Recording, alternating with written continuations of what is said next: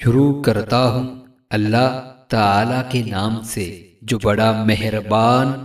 اور نہایت رحم فرمانے والا ہے۔ حضرت ابن عباس رضی اللہ تعالی عنہ سے روایت ہے، وہ بیان کرتے ہیں کہ نبی اکرم صلی اللہ علیہ وآلہ وسلم کے سامنے ایک آدمی نے ہوا پر لعنت بھیجی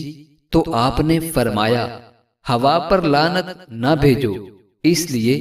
کہ وہ تو اللہ کے حکم کی پابند ہے، اور جس شخص نے کسی ایسی چیز پر لعنت بھیجی جو لعنت کی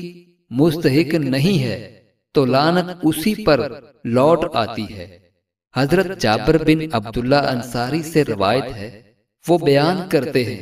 کہ آپ صلی اللہ علیہ وآلہ وسلم نے وحی کے رک جانے کے زمانے کے حالات بیان فرماتے ہوئے کہا کہ ایک روز میں چلا جا رہا تھا کہ اچانک میں نے آسمان کی طرف ایک آواز سنی اور میں نے اپنا سر آسمان کی طرف اٹھایا، کیا دیکھتا ہوں کہ وہی فرشتہ جو میرے پاس غار حرا میں آیا تھا وہ آسمان و زمین کے بیچ میں ایک کرسی پر بیٹھا ہوا ہے۔ میں اس سے ڈر گیا اور گھر آنے پر میں نے پھر کمبل اوڑھنے کی خواہش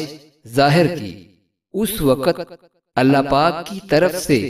یہ آیات نازل ہوئی، اے لحاف اوڑھ کر لیٹنے والے، اٹھ کھڑا ہو اور لوگوں کو عذاب الہی سے ڈرا، اور اپنے رب کی بڑائی بیان کر، اور اپنے کپڑوں کو پاک صاف رکھ اور گندگی سے دور رہ۔